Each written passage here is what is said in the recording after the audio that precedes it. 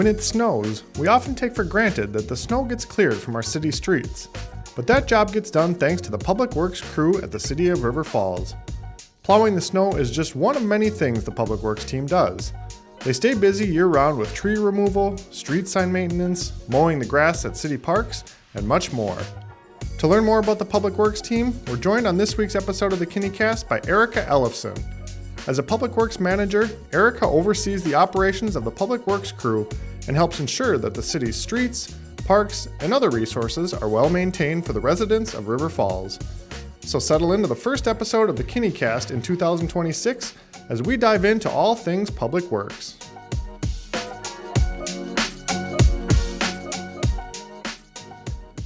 Hi River Falls, Happy New Year, and thanks for joining us for another episode of the Kinni Cast. My name is Tyler Mason. I'm the communications coordinator here for the city and also the host of the podcast. And today we're going to be talking about Public Works, which is kind of a broad topic, but we're going to be diving into what the great Public Works team does as we're in January here now. We're thinking about the snow that we have gotten so far this year and the roads that they've kept clear. To do all that, we're going to talk to Erica Ellefson, the Public Works manager. Erica, how are you today? I'm doing pretty good today. Good. Well, let's maybe start big picture when we think about Public Works. So what all falls under the label of Public Works here in River Falls? Because I know it's quite a bit. So sometimes I feel like that's a loaded question because it's usually all other duties that doesn't get done by other departments. Sure. So we specifically spend a lot of time in our parks mowing in the summertime, making sure that all the park and rec activities can happen from soccer to the football, to baseball, to all those different activities. And then we also maintain the pool, which is a really hot commodity here in town, along with the splash pad. Everybody also really loves that splash pad. So we've got a crew of 4 that really spends a lot of time making sure the pool and the splash pad are up to par. And then obviously this time of year, we spend a lot of time doing snow removal. We spend lots of hours actually doing snow removal, probably more than what the general public really sees or could even think of. Even if the team's not doing snow removal, they're usually thinking about snow removal, talking about when the next storm is coming, what time it's going to be coming. So we spend a lot of time with snow removal. In the summer and fall, we spend time, and actually the spring too, sweeping the streets. So we do our best to get the leaves and any type of debris out of the streets, out of the curb and gutter. So when we have large rain events, our streets aren't flooding. And then we can make sure that our Kinni is staying hopefully as clean as possible. We also do other stormwater maintenance. So we check the overall structures for our stormwater, making sure that there are no faults. And then we also do the repairs along the way. All the street signs that you see in town, street names, speed limit signs, stop signs, you name it. We also are responsible for the maintenance of those. So when they need to be changed out when they're hit by an accident, or any just new signs that go up, we spend a lot of time doing that. So we really do a lot. We have a big impact on what you see as you drive around town. There's a lot of that we really do in Public Works. Okay. Tree removal and stump grinding, which we just had Brooks Ostendorf on the last episode before this. We talked about EAB, and I know your crew's been helping with some of that as well. Yes, that's actually a big piece. I can't believe I forgot. Maybe I'm traumatized from the amount of trees that we took down this year. Or you're just in snow mode right now, too. Or we're in snow mode. But yes, we do a lot with trees. So this last year, we took out a lot of trees. We ground over 500 stumps. We still have a little bit of stumps left to do to finish out all the trees that were removed this year due to EAB, but we're hoping to get all that done next year. But yeah, and then tree planting, we also do that too, typically in the fall. So we just came off of a heavy tree maintenance season, probably heavier than previous years with EAB. Yeah, it's a lot of different things. You mentioned the signs. I remember when I started with the city, new employees go on what they call the passport tour, and you go to the different buildings, and we went to the Public Works building and saw the sign shop up in the upstairs, and just all the different signs. It was kind of cool to see that, and something that people might not think too much about, the different street signs in town, but as you mentioned, your crew helps with that, so that's cool. Yep, we have our nice supply upstairs if they get hit by a car or a storm, or they all of a sudden lose their reflectivity. We have to put new signs up. So I can't forget about the mechanics. The mechanics are the heroes behind the scenes. They are the ones that make sure that our plow trucks are up and running, all our mowers are running, the fire trucks are operating, the police cars are operating. Right. I mean, they really make sure that our city infrastructure, fleet infrastructure, is running at its best. And if it's not, getting it there. Yeah, there's a lot of vehicles too that they're taking care of. Yes, and right down to the chainsaws too. They help with the chainsaws, the push mowers. I mean, they really do help out maintaining all of the different fleet items at the city. So they really are the heroes behind the scenes. You don't see them. They're not out in the streets. They are in the city garage, in their bays, working on equipment. Yeah, I jokingly asked them once if I could take my car in to get an oil change, and they said no. So Oh, yeah. I tried. You tried, but but they probably teach you. Maybe, yeah, there we go. They could probably teach you. Well, so let's talk a little bit about you and kind of how you ended up with the city. So I know you previously worked for a county before coming here to the city of River Falls. What intrigued you most about working for maybe a city specifically, and then or a city generally, and more specifically as the public works manager here? So I live or have lived in the city of River Falls. And so what intrigued me is being able to work in the community that I recreate in, that my kids go to school in, that I pay taxes to or did pay taxes to. And so to me, was really important and really intriguing about coming to the city of River Falls and just feeling like I can make an impact. Mm-hmm. And as far as the role itself, I mean, the public works manager, what interested you most about that? That I can actually see the impact. So again, as you drive around town and you see a tree that was newly planted, or you were able to get to your kids to school, you were able to get to work, that impact is something that I had a hand in. I might not always be the one doing the work, but I help the team get the work done. And now we've had people on the podcast talk about kind of their day at the city here, and I know in public works especially, there's probably no typical day, but how does planning for a work day go for that team? Obviously it's a lot weather dependent or other things, but how do you just kind of schedule out what the work might look like on any given day or any given week?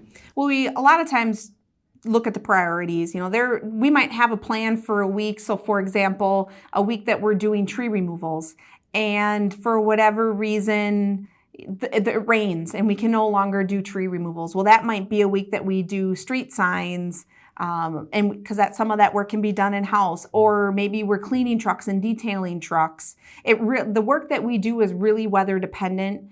For example, also when it's cold, we trim trees in the wintertime when we're not plowing snow. So again, if we're plowing snow, we're not trimming trees, but also if it's really cold, we're not out trimming trees because it's miserable to be up in the lift in the wind. Yeah. And so, we pivot, and then potentially those days we're doing other things, again, inside the building projects. We're cleaning the garage floors. Again, we're potentially detailing vehicles. We're painting. We're helping facilities maintenance with some of their work tickets.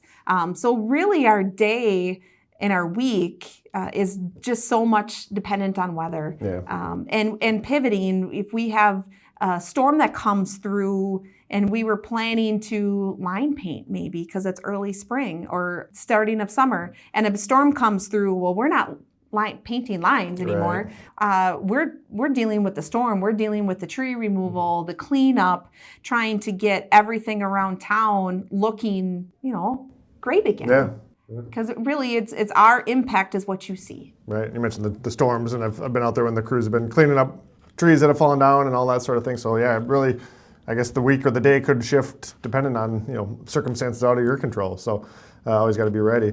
Well, we mentioned the snow. We talked about that a little bit, and that's something I want to kind of dive into a little bit more on this episode, since pretty timely now. We've already had, as we record this, a pretty snowy winter so far.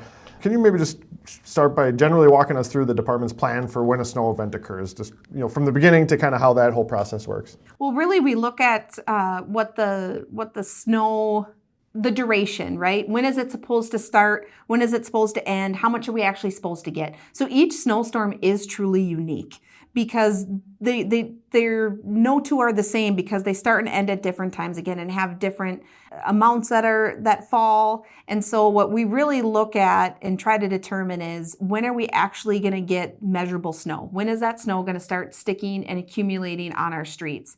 And then we typically try to pivot from there, and within an hour or two of the snow starting to actually stick and accumulate is when we call crews in. Typically those crews, depending on the time, it's just those that maintain our main main streets. So they want to keep our main drags, Main Street, Division Street, Maple, and some of those key areas and areas around the school, Paulson Road for the police department, 2nd Street for the fire department, really keeping those areas open. And then as the storm is starting to end, that's when we call in our full crew to start snow plowing, because it typically takes about 8 hours from start to finish to fully clear snow from the streets. And that's once the snow ends. Mm-hmm. So we really try to be strategic and have just a couple trucks out during an actual storm, maintaining those main roads, so then we can have a full crew to come in to do the full snow removal, which is as much curb to curb as possible, but with odd even parking, it does make it difficult, but we try to do curb to curb. And then the second night, after a snowstorm ends, then we do odd even parking. And then it's usually that second night that we bring our grader and our blower and our quad along with some other external resources into Main Street, and we windrow the snow with our grader, and then we blow the snow from the street into trucks, and then we haul them to our snow dump. And that's always done the second night. Typically, that makes it so the snow is removed off Main Street within 24 hours of the snow ending, because the best time for us to clear the snow on Main Street is in the middle of the night when nobody's driving the road. Yeah. So nobody's parked on Main Street either. So I think one thing that I also want to note is if you're parking on Main Street in the middle of the night and you decide to go to the bar and you decide that you can't drive home, which is great, please don't drive home. Right. Your car's probably going to be towed though. So just be conscious of during a snowstorm, maybe not parking your car on Main Street or making sure that you have a ride of some sort, because if it's left on Main Street when we're blowing and hauling snow, it's more than likely going to be ticketed and then towed. Right. You mentioned that overnight, so a lot of the crew is called in at odd hours and they're doing that sort of thing. But how many different staff do we have that drive the trucks? And then also what kind of, you mentioned some of the trucks, but how many are used or what types are used in a snow event? So to have a full crew, we need 13 people.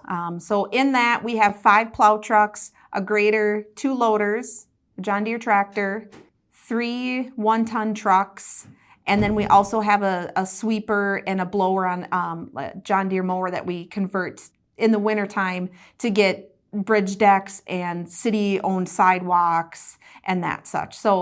But we did just add a 6th plow truck. That's right. So we are excited to be able to use that. And in essence, that truck is going to be used when we have large snow events and we need the extra resources. But then also if a plow truck goes down. So the first snowfall of the year, we actually had 2 pieces of equipment go down.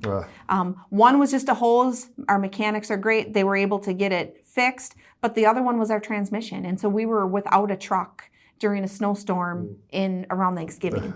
And so, we want to make sure that people can get to where they need to go safely. And so being down that truck, it was harder for staff because we had to take that route and we had to split it amongst the other 4 plow trucks. And so it did take extra time, but we were able to get it all done, which is great. And everybody had stepped up to help out. But in instances of big storms like that, we have every piece of equipment out. Yeah. I was going to ask about salt too. So last winter, I got to ride along with Troy, one of the plow drivers. He was kind of talking about what they do, and he mentioned the salting, and that people might think that we use a lot of salt, but that's not necessarily the case. What is kind of the procedure for how much salt to use, or in what instances the roads get salted versus just cleared and plowed?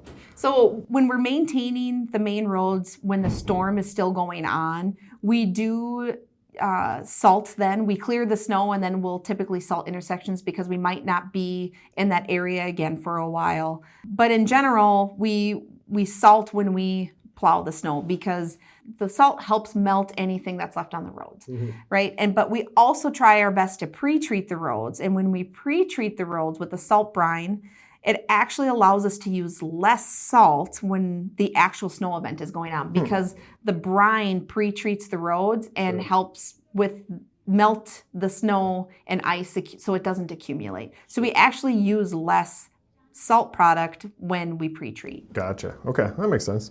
So obviously a lot of variables go into it and it might depend on the storm or whatever the case, but what are some of the biggest challenges that the crew faces during snow removal? The biggest challenges are people. Okay. And the reason why I say that is we live in a college town, and a lot of the college housing doesn't have appropriate amount of parking spaces for cars. And so those cars are parked in the street. And they are big obstacles for us to be able to plow around cars, Right. especially cars that are parked illegally. They're parked on both sides of the road when they should only be parked on one. And then we usually get the bad rep that we did a bad job plowing snow, when in reality, we're plowing around all these obstacles all the time. So that's a big one, are the parked cars, but then just regular vehicular traffic. People usually aren't courteous. They tailgate, they try to pass, they're turning, and they're in our blind spots. I mean, the people aren't necessarily the most respectful of this big metal machine that's coming through town, right? We don't have stopping capability. Just because we're a plow truck and we're putting salt out doesn't mean we can stop on demand. Our salter's behind us, not in front of us. So, just trying to keep away from people so, we're not getting into accidents. That is also something that's always on our minds. And the team is very, very conscious of where their blades are at. Are they down? What other cars are around them? So I'd say that's probably one of the biggest obstacles we have, are just cars.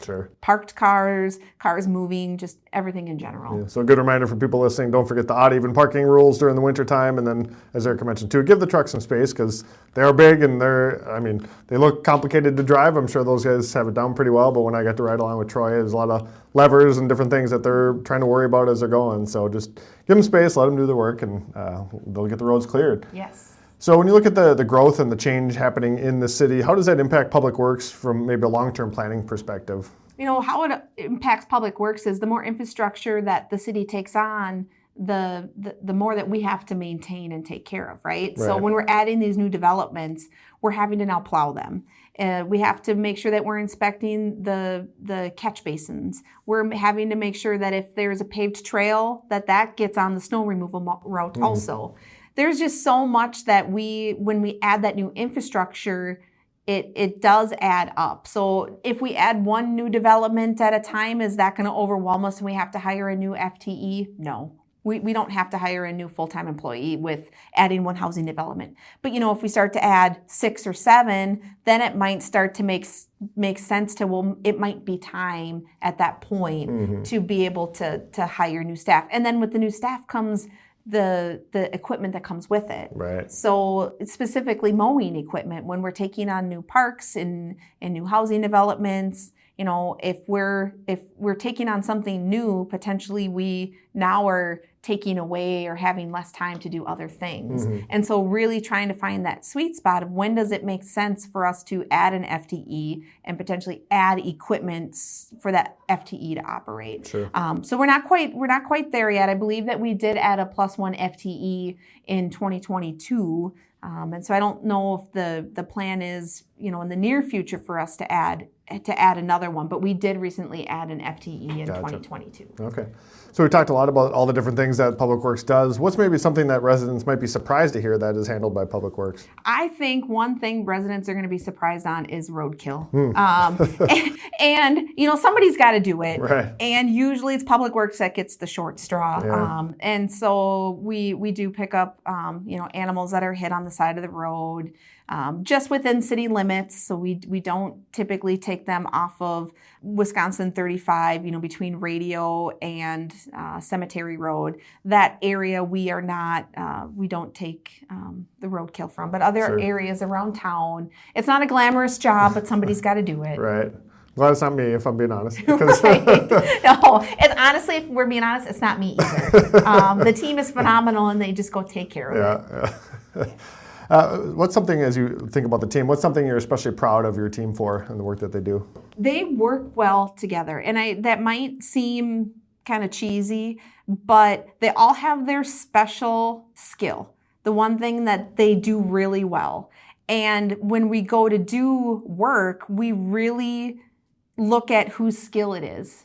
So we have people who are great equipment operators.